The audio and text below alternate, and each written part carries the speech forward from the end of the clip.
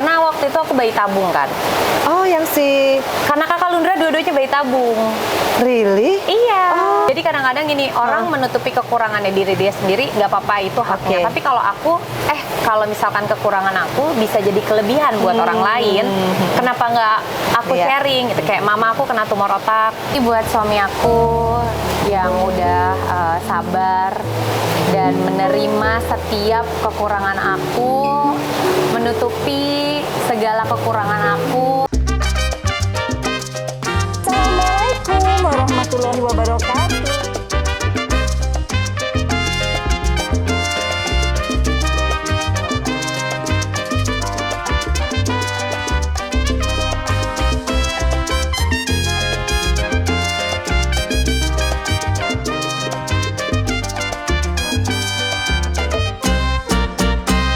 Warahmatullahi wabarakatuh. Hai guys, welcome to my YouTube channel, Vena Melinda Channel. Kali ini adalah ibu-ibu Year 1B. Kita adalah geng ibu-ibu Year 1B. Yang satu udah saya culik ya, karena ini ibu-ibu yang sangat produktif. Selain dia jago banget yang namanya taekwondo ya, baik-baik ya kalau godain ibu ini. Terus kemudian anaknya ganteng-ganteng. Terus kemudian ini namanya YouTube channelnya itu lucu banget, unyu-unyu satu keluarga ya. Terus yang pasti dia ini pembawa acara juga, sama pemain sinetron dan film. Iya, pada zamannya ya. Pada zamannya ya Kak ya. Siapa lagi kalau bukan Tia Arista? Yeay. Assalamualaikum. Seneng banget deh. Akhirnya kita udah berapa lama tuh mau janjian nggak jadi-jadi ya Kak ya? Dari tahun berapa ya? Oh. Dan ternyata kok bisa kita jadi satu kelas ya anak-anak kita. Itu lucu banget deh. Year 1B itu nama kelas anak-anak kita ya. Dan tiba-tiba kan pas ini loh kok di WA grup. Di WA grup kita ada namanya Vena Melinda nih. Ini Vena Melinda yang sama bukan Kak? Anak kita sekelas. Iya, oh ya ampun. Jadi itulah namanya jodoh ya guys. Karena aku tahu banget Tia itu termasuk sebetulnya bukan seumuran aku, tapi dia kayak seumuran kan. Dia networkingnya tuh keren banget. Masya Karena Allah, kalau Masya bikin Allah. acara semua itu artis Masya Allah. datang, termasuk ulang tahun Kanaka kemarin ya. Oh iya, Aduh, makasih keren lo udah datang banget. loh Kak. Jadi aku senang banget sama Tia. Kenapa aku minta jadi bintang tamu Vena Melinda Channel? Karena dia itu banyak banget tips and tricks ya. Waduh. Salah satunya turun berat badan sampai 26 kilo. Wow.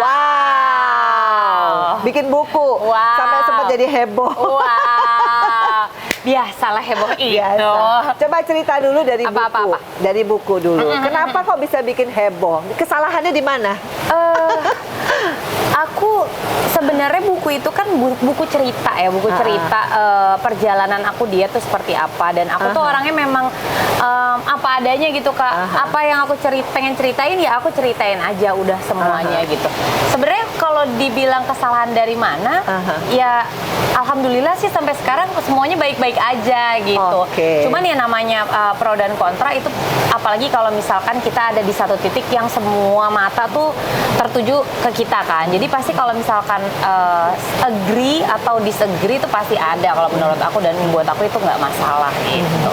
Tapi kan itu sempat jadi banyak kontranya kan, gara-gara kayak ada hashtagnya turun tanpa olahraga gitu ya. Atau apanya sih sebenarnya, aku jadi Yang bingung. bikin hashtag itu siapa? Kak, please lah. Aku tuh atlet taekwondo dari zaman dulu. gitu. Terus aku gimana dong kalau aku nggak olahraga? Jadi sebenarnya gimana? gini, Kenapa bikin kontra itu di mana sih gitu? nah, aku juga kurang tahu ya. Memang pada waktu itu aku nggak menjalankan olahraga berat. Yang aku jalankan olahraganya itu adalah jalan 45 menit non-stop setiap hari, dan tidak boleh terlalu capek. Tidak boleh terlalu capek karena aku kan udah diaturin makannya tuh sama dokter. Jadi kayak aku defisit kalori, kegiatan aku juga harus dipantau. Dan waktu itu kondisi aku dengan badan yang, kalau ada yang lama ini ya, Nanti aku keluarin. Gede banget badan aku. Nah aku tuh sampai punya masalah lutut. Karena kan aku biasa berat aku cuman kayak 46 kilo. Tiba-tiba berat badan aku sampai waktu itu 85, terus seturun-turunnya tuh 75, manteng deh. Stay di 75. Ini Kanaka ya, hamil Kanaka? Kanaka aku naik 24 kilo, habis itu turun 12 kilo, Kalundra hamil aku naik lagi 24 kilo lagi. Jadi utangnya masih ada, aku naik lagi 24 kilo. Jadi Masya Allah banget gitu. Akhirnya aku banyak tuh penyakit-penyakit yang timbul, kolesterol tinggi. Padahal umur segitu Umur ya. berapa ya waktu itu? Tuh udah kayak 3 tahunan yang lalu ya. Oke. Terus udah gitu asam urat. Asam urat. Wow. Gitu terus habis itu juga aku nggak bisa olahraga berat karena ternyata kaki aku tuh nggak proporsional kan menumpu berat badan yang sebegitu besarnya. Aku kan olahraganya tuh taekwondo. Kalau taekwondo itu tumpuannya satu kaki rata-rata kalau nendang. Jadi dengan berat badan segitu dengan tumpuan satu kaki akhirnya yaitu aku ada lutut gitu.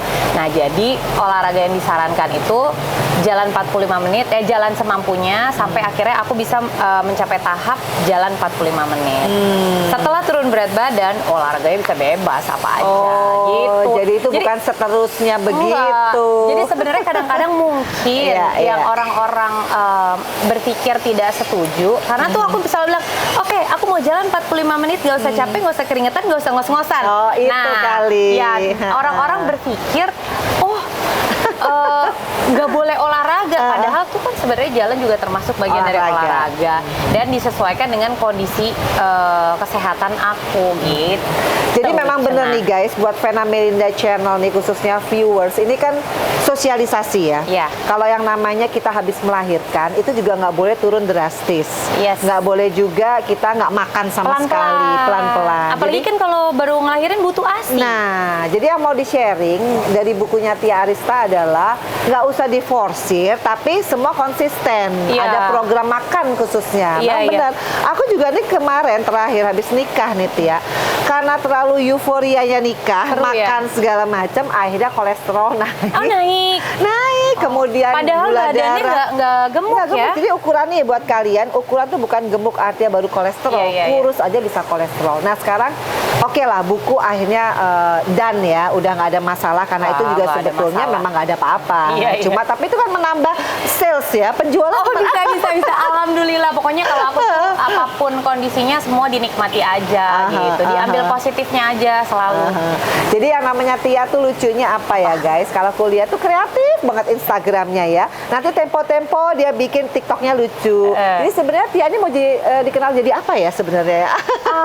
Sebenarnya aku tuh lebih menyesuaikan Kak, karena kan kalau zaman dulu kita tuh syuting, kayak main sinetron, udah fokus main sinetron. Kalau sekarang eranya tuh sosial media. Iya. Tapi kalau aku tuh lebih kepengen manfaatnya apa sih sosial media ini? Betul. Kalau cuman kayak posting keriaan-keriaan aja, terus udah gitu gaya-gaya style-style OOTD itu oke.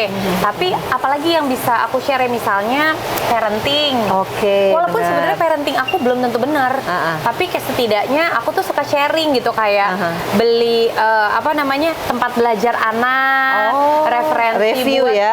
referensi buat kamar anak, baju-baju anak, handuk, selimut, bahkan kayak gitu aku rajin tuh nge-review makanan gitu. Dan finally itu di Instagramnya Tia kebanyakan endorse ya. Banyak, alhamdulillah. Alhamdulillah. Jadi aku terinspirasi juga ya sama Tia bahwa ternyata sosial media itu banyak banget manfaatnya. Iya, Jadi iya. buat ibu-ibu jangan sosial media itu tangannya buat ngatain orang. Jangan. Buat Coba untuk gibah tuh nggak boleh. lebih positif karena gini, kalau misalnya pun ada endorse juga ke aku gitu. Misalkan wah semua barang-barangnya barang-barang endorse, tunggu dulu nih.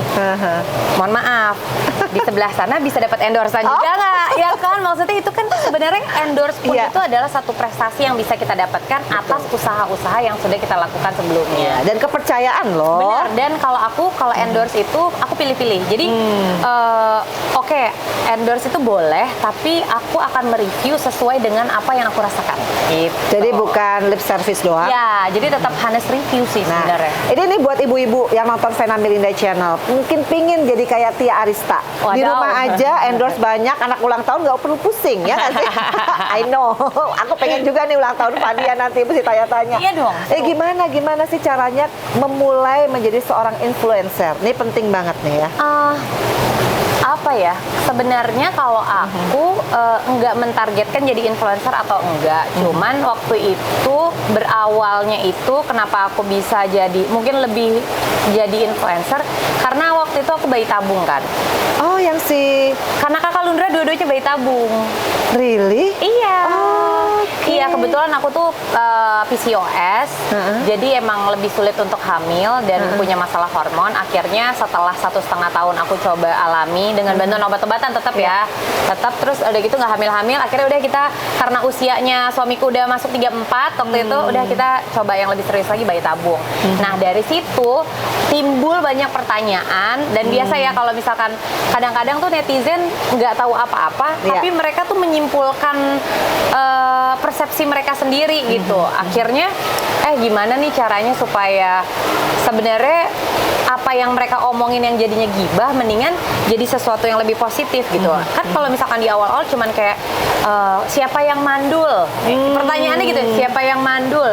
Masih muda udah bayi tabung. Oh, banyak tuh yang di komen gitu. Itu banyak banget Kak, dan aku tuh termasuk salah satu orang yang berani speak up pertama untuk kasih tahu kalau aku bayi tabung. Sebelum semuanya bayi tabung gitu. Jadi dari situ akhirnya ya udahlah, aku nggak mau terlalu ambil pusing. Sekarang gini, apa yang aku lakukan, aku jadi edukasi aja. Betul, jadi aku betul. cerita kayak kenapa aku bayi tabung, terus proses-proses yang aku jalanin tuh apa. Kan pertanyaannya tuh pertanyaan buat kita yang ngejalanin simple, tapi kadang-kadang orang nanya serius, pakai spermanya siapa? Ya ampun. Iya, ya mungkin kalau kita kan mikirnya kayak ya sperma laki gue lah, maksudnya sperma siapa? Cuman kadang-kadang mereka nanyanya serius gitu. Jadi ya udah aku kasih tahu prosedurnya aja. Kalau di Indonesia itu harus melalui rahim si perempuan, spermanya juga harus dari sperma suami, sel telurnya juga harus dari sel telur perempuan, diketemuin jadi embrio, baru embrionya dimasukin ke rahim. Semua tahapan itu aku jelasin di Instagramku. Nah, dari situ aku jadi kayak punya teman-teman yang support, teman-teman baru, dan jadi kayak community. Dari situ tuh akhirnya gimana setelah 2 waiting weeks gitu kan, setelah masukin embrio harus nunggu 2 minggu, kita harus ngapain gini. Akhirnya aku cerita, walaupun nggak sama semuanya. Waktu itu aku begini gitu. Lanjut setelah Kanaka lahir, akhirnya aku juga cerita. Banyak kan jadi barengan, banyak yang bayi tabung juga. Karena satu ini ya, satu angkatan. Bener. Terus akhirnya punya teman baru lagi pas nyusuin. Tantangannya beda lagi kan, nyusuin. Terus pernah nursing strike, yang anaknya nggak mau nyusu, aku sharing lagi di situ. Belum lagi Kalundra tuh dia punya masalah, dia tidak makan dari usia dia lahir sampai 2,5 tahun. Serius? Dia nggak makan empasi. 1 butir nasi pun. Jadi makan apa? Makannya itu dilepeh. Oh, itu Jadi kenapa? waktu itu aku ke 3 dokter akhirnya. Selain dokter anak yang pegang, aku ke dokter gizi klinis untuk anak, spesialis untuk anak, dan aku pergi ke dokter tumbuh kembang. Jadi 3-tiganya nih harus diterapi nih. Anak aku selain belajar gizinya tuh dikejar, karena waktu itu dia tuh gizinya mulai turun pas infeksi saluran kemih. Wow, jadi luar biasa pengalamannya Tia ya. Dan itu semuanya aku ceritain. Oh, jadi itu bukan malah jadi beban, malah justru biasanya rilis juga ya. Iya. Kita sharing sama orang. Jadi kadang-kadang gini, orang menutupi kekurangannya diri dia sendiri, nggak apa-apa, itu haknya. Tapi kalau aku, kalau misalkan kekurangan aku bisa jadi kelebihan buat orang lain, kenapa nggak aku sharing gitu? Kayak mama aku kena tumor otak, aku sharing gitu. Sampai ada satu, ternyata dia kenal sama suamiku. Dia waktu itu kondisinya udah pandangannya udah kabur segala macam, bingung mau cari dokter kemana. Maksudnya kayak ketika orang nggak tahu nih gue kenapa gitu kan. Tapi pas baca-baca, pokoknya kalau buka tumor otak nanti keluar tuh tumor otak Ibunda Tia Aryastia gitu. Jadi mereka cari informasi, dokternya siapa, apa yang harus dilakukan, tindakannya apa gitu-gitu. Wah, keren banget. Itu namanya ibu-ibu kreatif ya guys ya. Jadi memang jadi ibu zaman now ini kita mesti benar-benar totally kreatif dan produktif. Karena apa? Ternyata sosial media itu banyak memberikan manfaat ya. Bisa. Sangat memberikan manfaatnya manfaat ada, ya. Mudaratnya juga banyak.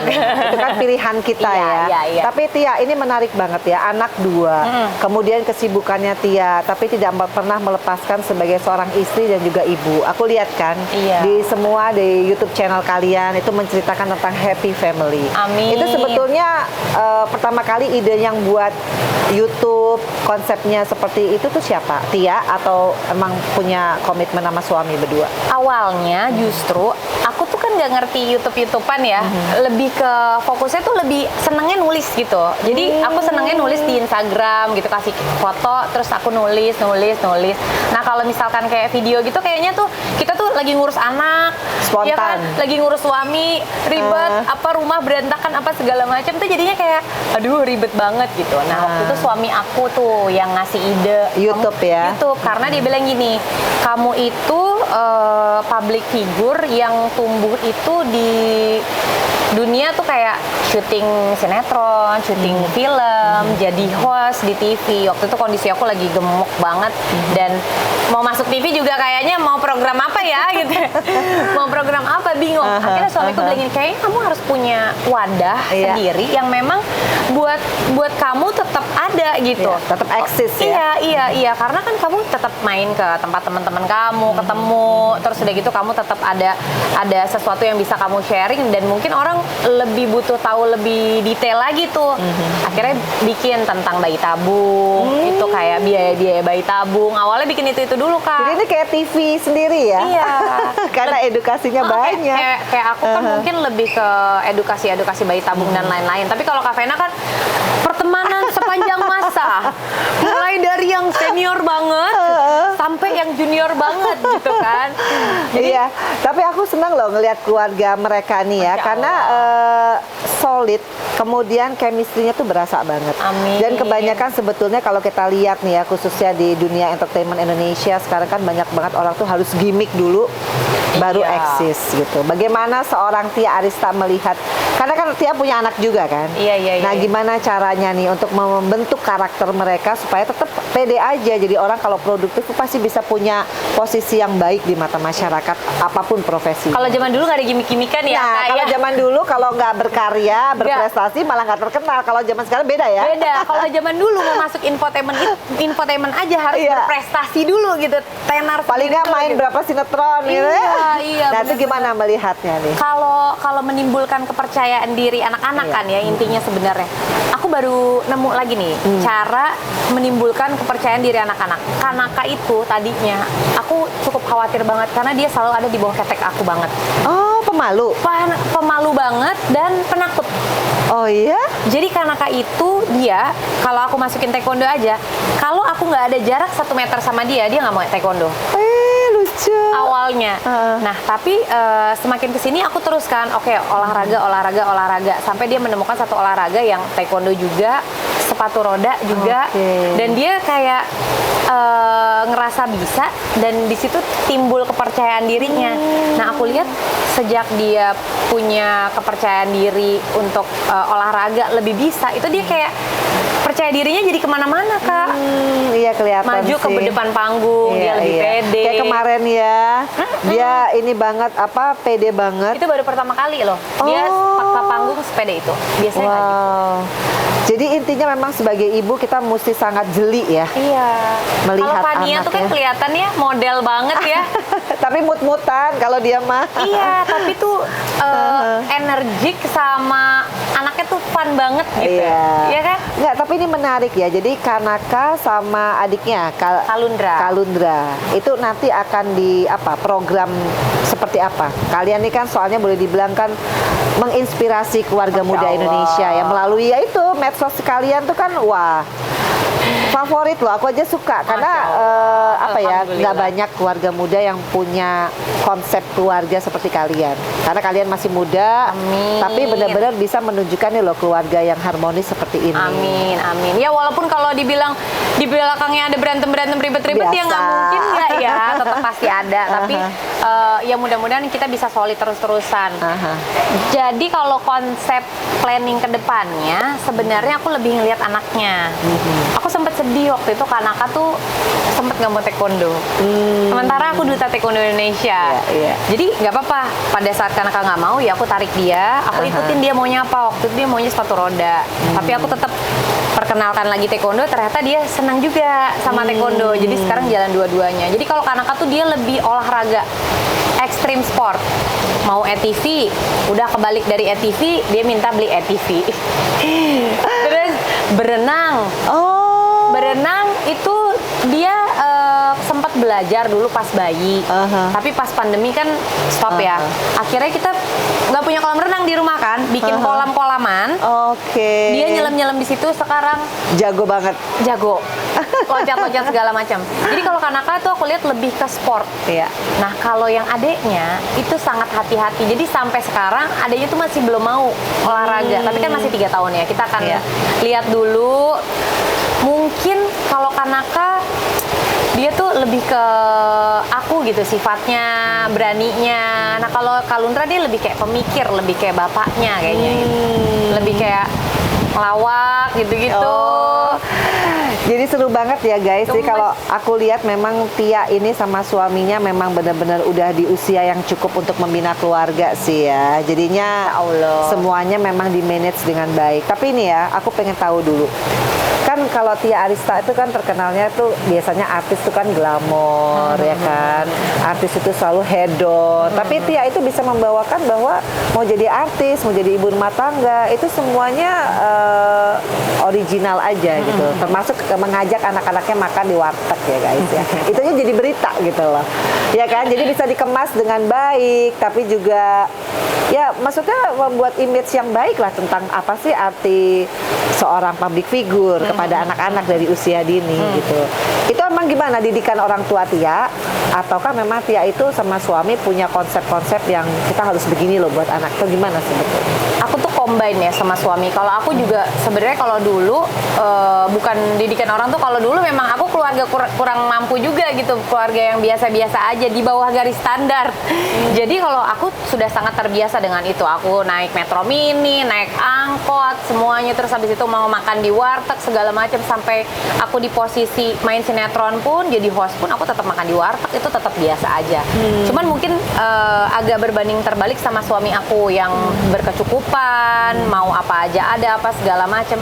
Cuman yang diajarkan suami aku itu ke aku tuh bagus banget. Aku tuh dulu karena aku posisinya ada di bawah, jadi ketika aku ke tempat-tempat mewah itu aku agak sungkan. Oh iya?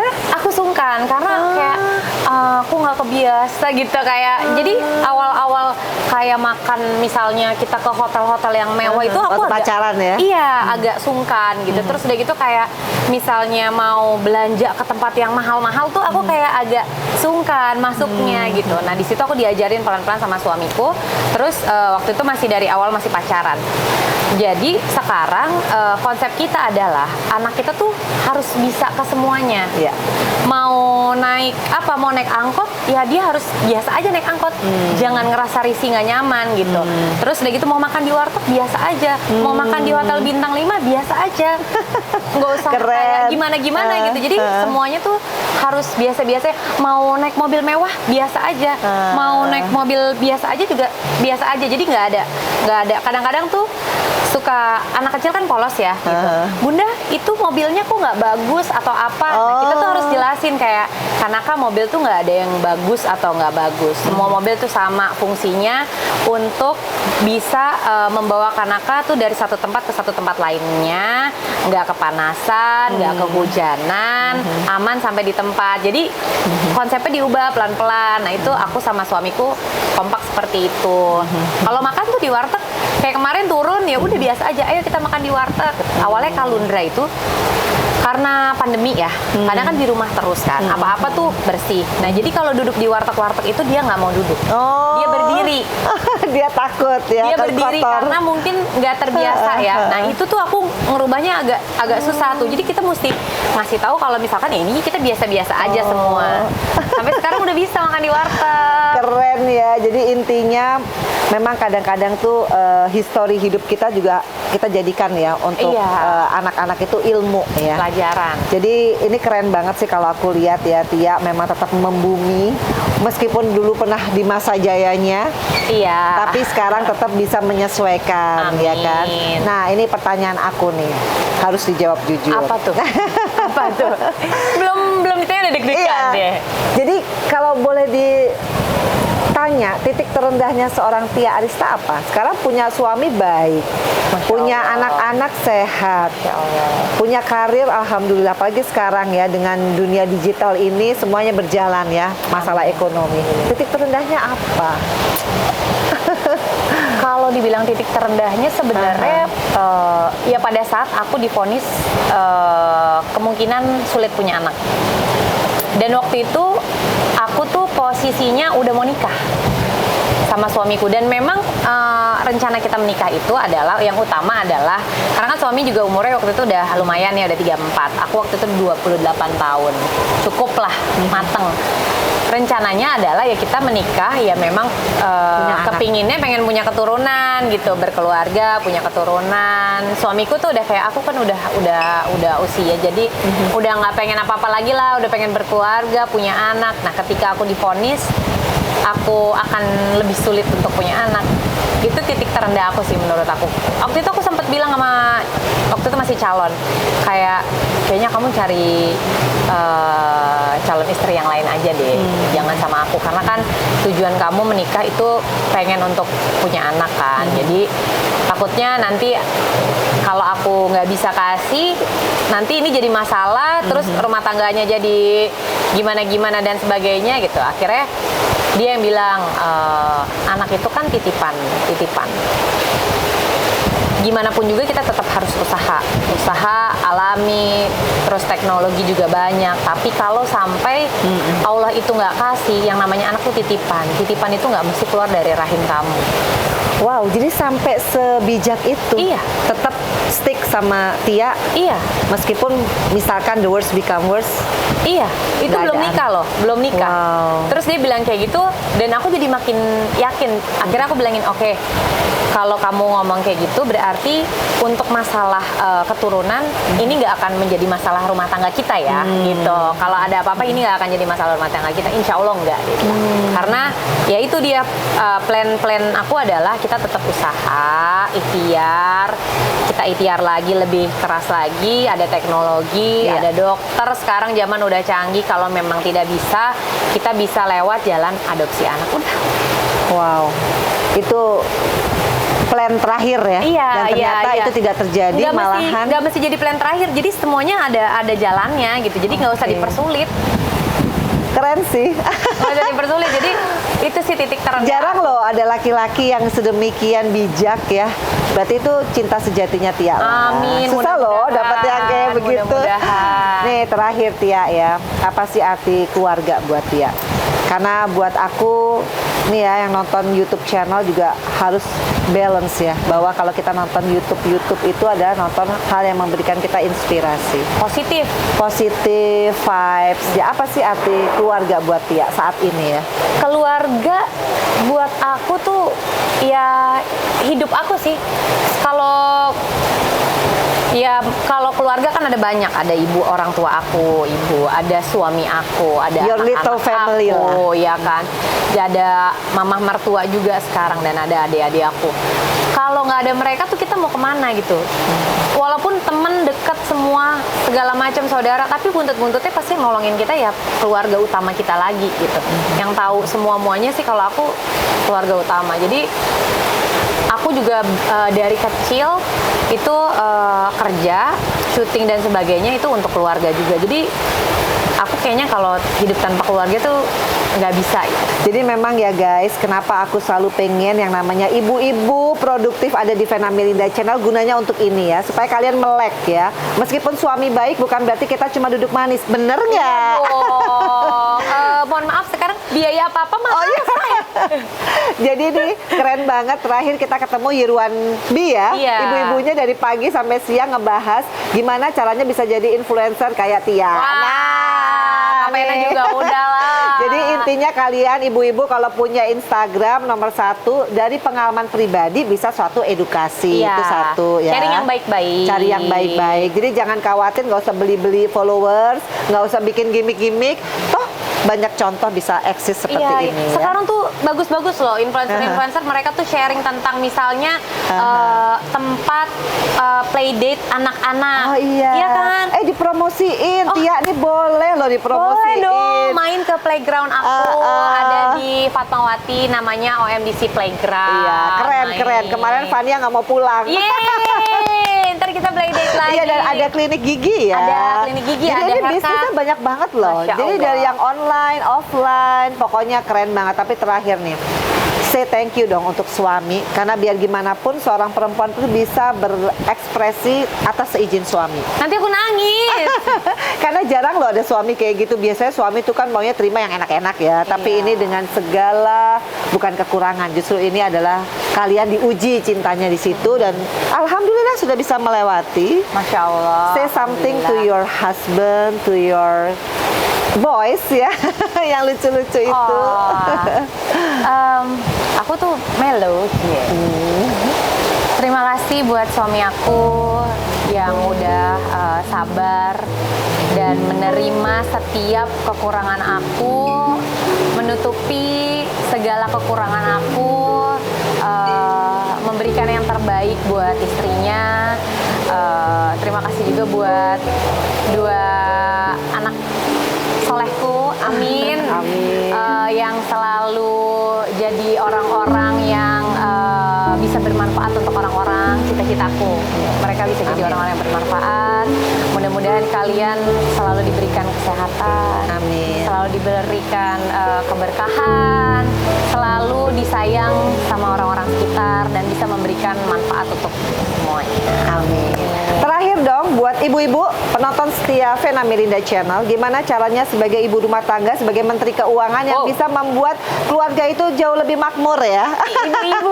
Ibu-ibu, coba kasih dong tipsnya. Tipsnya apa ya? Pokoknya jadi perempuan yang produktif. Produktif tuh macam-macam, nggak selama-lamanya bisa menghasilkan uang, tapi kita bisa membantu dengan kayak ngurus anak, ya kan? Terus udah gitu ngurus suami juga. Kalau memang udah nggak perlu cari duit lagi ya.